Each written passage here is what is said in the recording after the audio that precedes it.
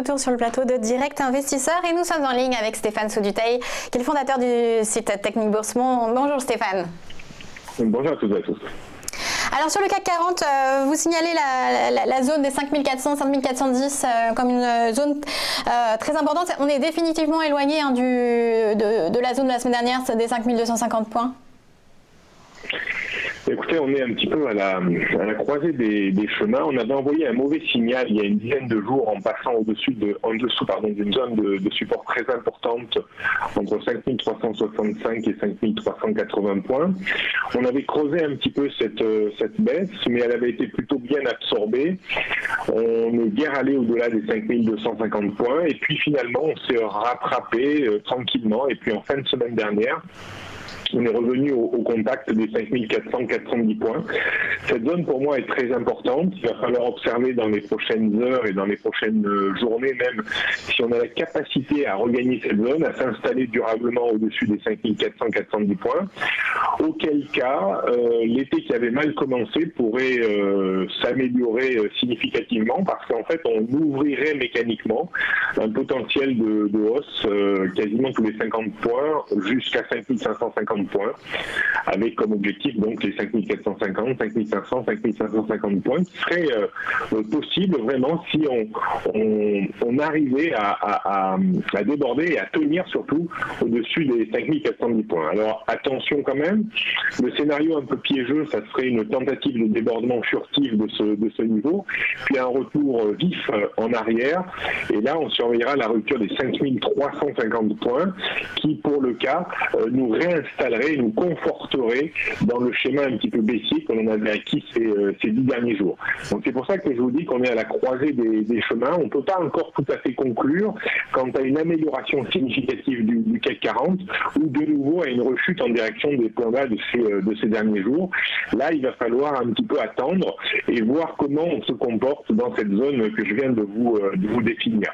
Mais rien n'est gagné, rien n'est perdu. On a l'impression qu'on a peut-être la force de monter un petit peu plus haut et de rétablir une situation estivale qui était un petit peu mal engagée depuis le 21 juin dernier.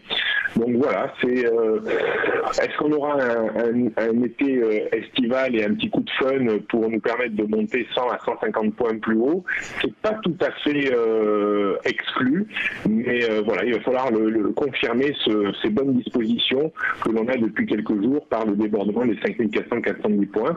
Alors, ça ne peut pas se faire en 10 minutes ou un quart d'heure. Il va falloir attendre dans un premier temps une clôture jour, et puis dans un second temps, pour qu'on soit sûr que ce soit un peu plus solide, la clôture au-dessus des 5400 points en fin de semaine.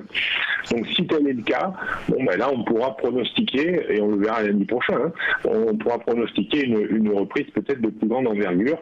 Mais attention, le CAC 40 nous a habitués depuis quelques temps à avoir des petits pièges comme ça sur des ruptures de niveau. Donc voilà, un petit peu de patience pour valider l'essai et le transformer surtout. Et le coup de pouce justement attendu sur le CAC 40, est-ce que ça peut être la saison des résultats financiers du premier semestre des entreprises? Est-ce que justement, comment généralement réagit le CAC en ce début juillet?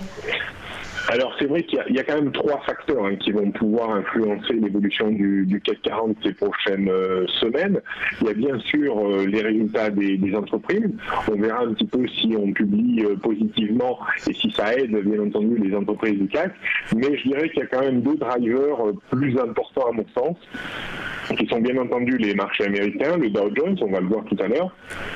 Et puis l'attitude également de l'euro-dollar. On a l'impression, comme on le verra également tout à l'heure, qu'il cherche à se reprendre graduellement. Donc c'est là où il pourrait peut-être y avoir un petit piège sur le CAC 40, parce que si on voyait l'euro-dollar repartir vraiment de façon importante, ce qui n'est pas tout à fait exclu, on le verra, et que les marchés américains s'engluent un petit peu dans la zone actuelle, voire rechutent par rapport au niveau actuel.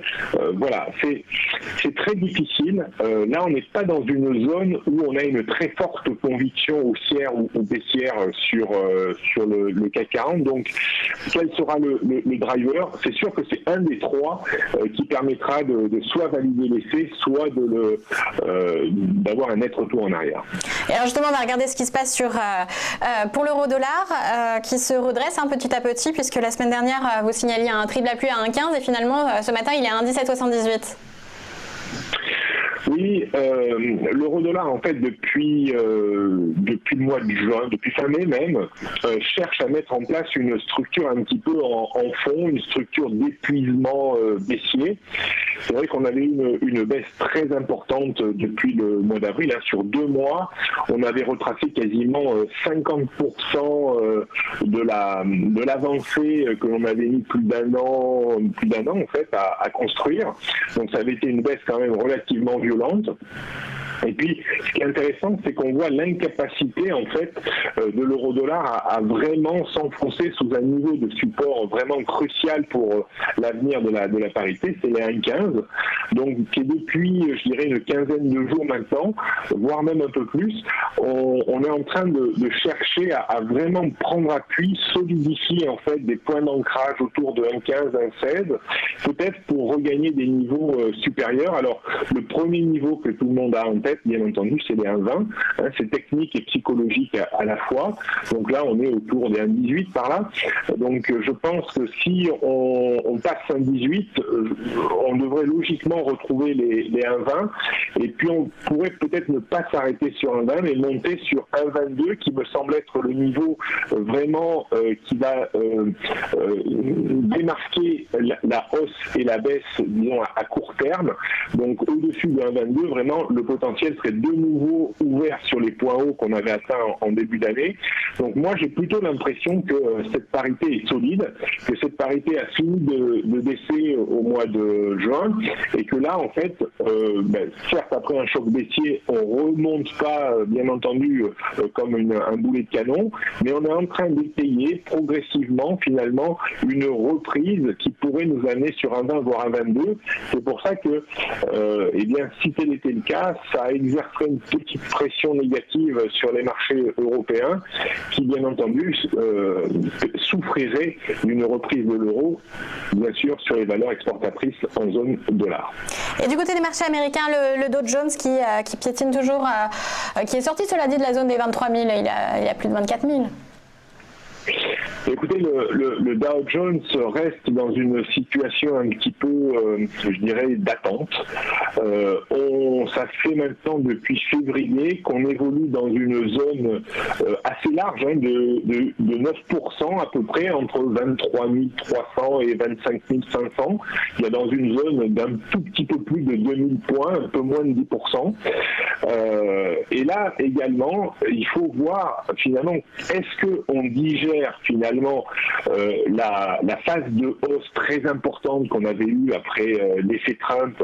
Est-ce qu'on est en train de consolider cette hausse pour chercher à monter beaucoup plus haut par la suite?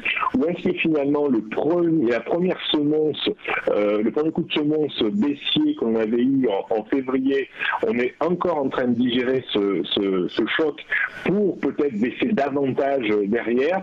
Voilà, c'est une zone un petit peu d'incertitude où il est difficile également d'avoir des convictions. On a grosso modo 2000 points de zone tampon, si vous voulez, ou de pacte de non-agression ni haussière ni baissière. Donc il va falloir surveiller finalement les 25 500. Si on passe au-dessus, alors là effectivement on pourra avoir un mois d'août, un mois de juillet, un mois d'août sous les meilleurs auspices. Par contre, attention, il y a un niveau vraiment, mais alors qu'il va falloir observer tout au long de cet été, ce sont les 23 300, 23 500 points.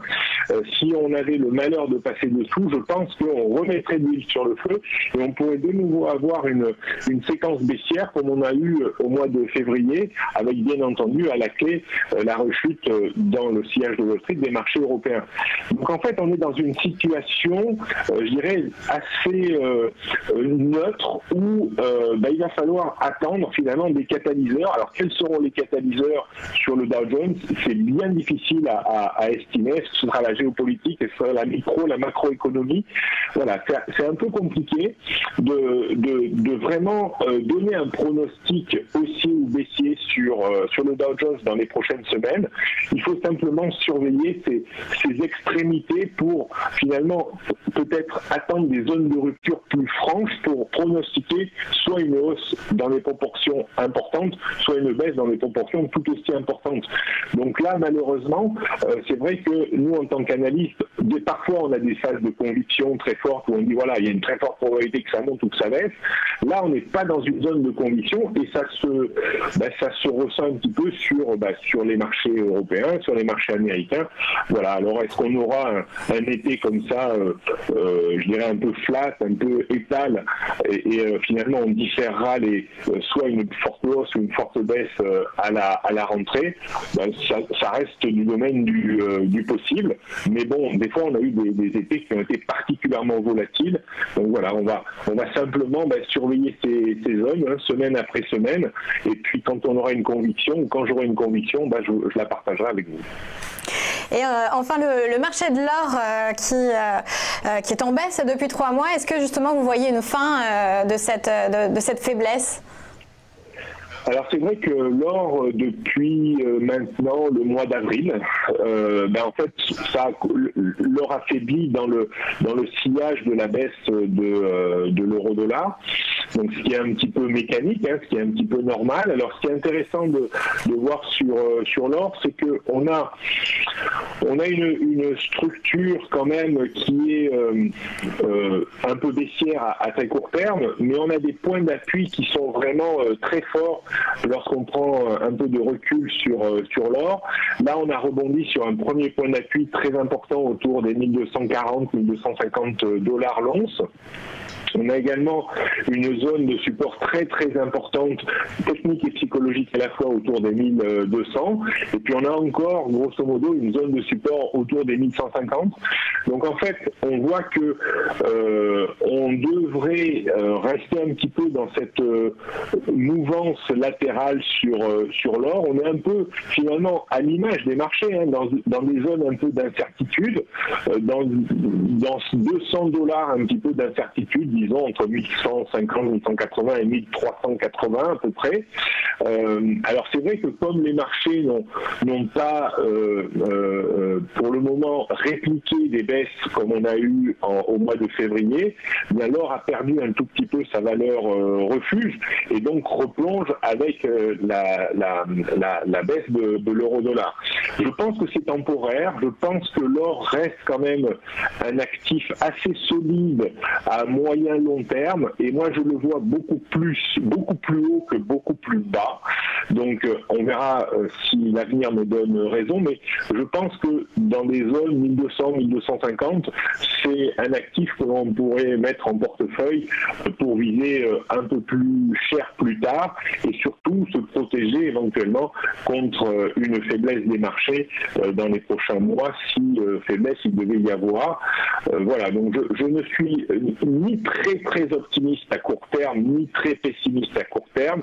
Je suis modérément haussier à plus longue échéance. Merci beaucoup pour cet éclairage, Stéphane Sauduteil pour Technibourse.